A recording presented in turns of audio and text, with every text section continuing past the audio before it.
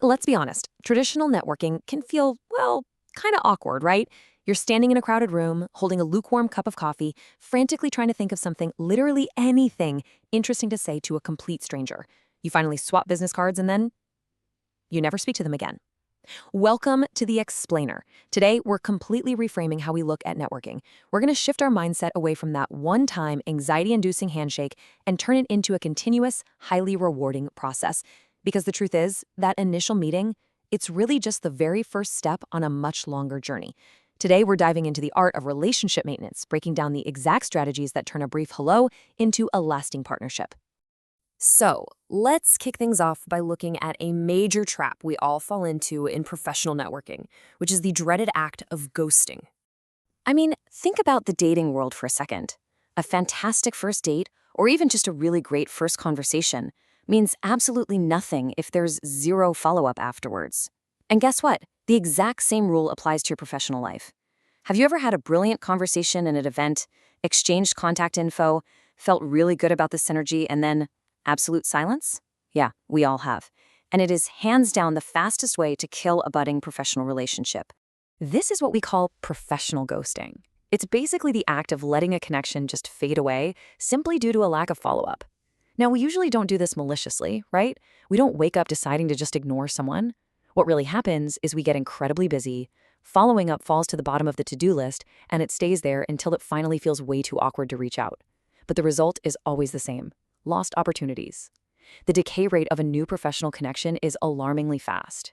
If you let it fade, all that energy you put into the initial meeting is totally wasted, and it costs you potential long-term partnerships, mentorships, or collaborations. It all boils down to this harsh but absolutely true reality. A great first conversation means nothing if you don't stay in touch. Consistency is absolutely essential for keeping your connections alive and meaningful. It's not about how incredibly charming you are in the first 5 minutes. It's really about how reliable you are in the weeks and months that follow. Okay, so how do we fix this? Let's move to our toolkit and see exactly how to nail the immediate follow-up. Our sources outline this brilliant chronological playbook called maintenance modeling. And this isn't just some high-level theory, it's a deeply practical toolkit. It kicks off with 3 highly actionable steps you can take immediately to nurture a new relationship. Let's break these down, one by one. Step 1 is incredibly simple, yet it's crazy how many people completely skip it. You've got to send a quick, personalized thank you message. Imagine you just met someone from a local organization, or maybe someone gave you some really solid career advice. Your very first move, like that same day or the next morning, should be sending a short note to solidify that initial bond. But here's the trick, and it's a big one. Don't just say, "Hey, nice to meet you." A truly good message references a specific detail. Mention that terrible joke you both laughed at, or maybe a specific project they mentioned working on. It shows actual appreciation, proves you were listening, and immediately sets you apart from the crowd who simply walked away and forgot the whole shebang. Once that initial thank you is out of the way, we have to look at consistent engagement strategies to keep that momentum going over time. This brings us to step 2, share something interesting. Honestly, this is one of the best life hacks for networking because it feels so incredibly natural. If you chatted about a specific hobby during your first meeting, say you both have a shared interest in vintage photography, or maybe a specific sports team, sending them a link a few weeks later to a cool article or a YouTube video proves you are actually paying attention. It tells them, hey, I saw this and immediately thought of our conversation. It's a completely low-pressure, highly effective way to pop right back up on their radar without asking for a single favor. And step 3 is simply to engage. I mean, we live in a digital world, so use it to your advantage.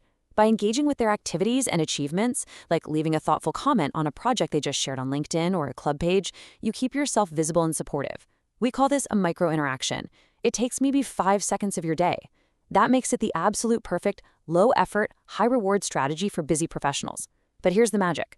When you do it consistently over time, it builds a massive foundation of mutual support. Now we reach what I think is the most fascinating part of our explainer, deepening the relationship through the magic of multiplexity. Now, multiplexity might sound like a very academic term, but it's actually the absolute secret weapon of superconnectors. Multiplexity simply means strengthening a bond by discovering multiple points of connection, way beyond just your initial shared activity. It's the incredibly fun process of finding out what else you have in common. You don't want to just be that person from the networking event. You want to dig a little deeper to find overlapping interests that create a multidimensional, truly sticky relationship.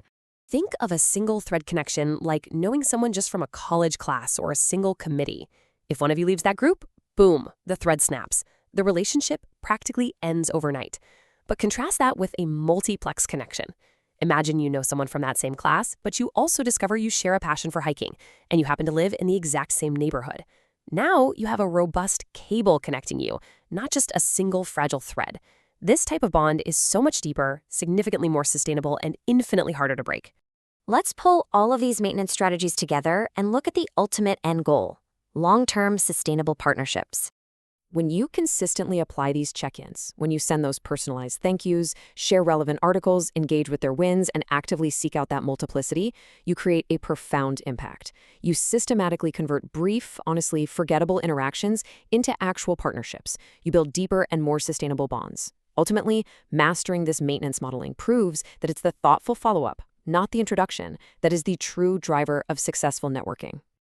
So the absolute biggest takeaway from our sources today is this: regular, thoughtful check-ins build strong, sustainable relationships.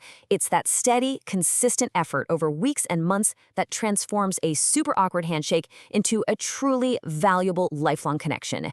Yes, it requires a bit of intentionality and discipline, but trust me, the return on that investment is absolutely massive for your personal and professional growth.